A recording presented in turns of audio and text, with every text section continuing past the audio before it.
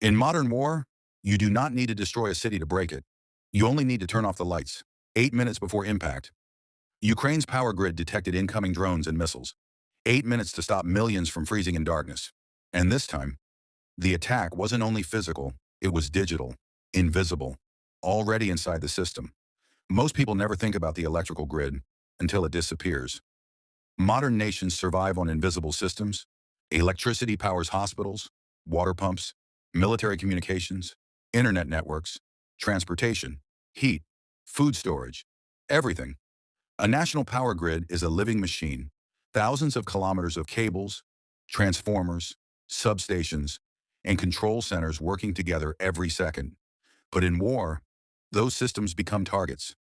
Russia's attacks on Ukraine's energy infrastructure changed modern warfare. Instead of only targeting military positions, power itself became the battlefield. Cruise missiles, long-range drones, coordinated strikes against substations and transmission lines. The objective was simple: create cold, confusion, and collapse. Entire cities suddenly plunged into darkness. Elevators stopped, water systems failed, emergency surgeries continued under backup generators. But Ukraine adapted, fast. Grid Operations Chief Olena Kovalchuk led emergency rerouting operations from Kiev. Every second mattered. Operators isolated damaged sectors before overload cascades could destroy the wider network. But missiles were only half the attack. Behind the explosions, another war was unfolding silently. Cyber warfare. Modern power grids are controlled by industrial computer systems. Substations can be monitored remotely. Frequency can be manipulated digitally. Entire regions can be disconnected with malicious code. In previous years, cyber attacks had already caused blackouts in parts of Ukraine. This time, the attacks were more advanced, faster, adaptive, AI-assisted. British cybersecurity specialist James Hartley coordinated with Ukrainian defense teams to detect abnormal grid behavior before systems failed. AI-driven defense tools scanned millions of signals in real time, searching for patterns humans could miss. One wrong command could overload transformers worth millions.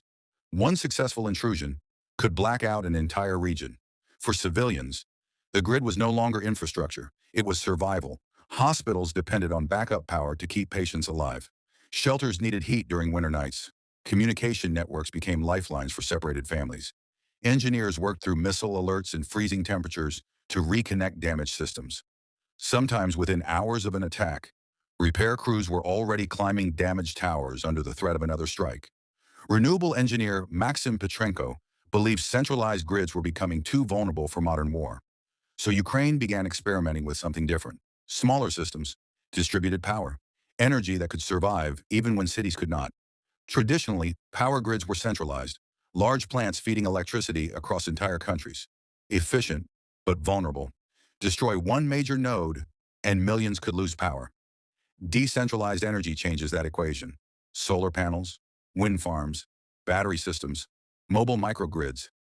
Smaller networks are harder to destroy completely, faster to repair, easier to relocate. During attacks, some Ukrainian hospitals and emergency centers remained operational using renewable backup systems and localized storage. In war, resilience matters more than perfection. Emergency coordinator Colonel Irina Voloshin described energy resilience as the new front line. Not just tanks, not just missiles, but electricity. Whoever keeps the lights on, keeps society functioning. Gridline is not only a story about war, it is a warning about the future. Modern conflict is no longer limited to borders and battlefields. It moves through fiber optic cables, power stations, satellites, algorithms, and infrastructure hidden beneath everyday life. The next wars may not begin with soldiers crossing borders. They may begin with cities suddenly going dark. But Ukraine's experience revealed something unexpected. Resilience can be built. Systems can adapt. Engineers, us cyber defenders, and emergency workers can become as critical as armies. And decentralized renewable energy may fundamentally reshape how nations survive under attack. Because in the end, the fight for electricity is really a fight for civilization itself. Not just keeping the lights on, keeping society alive.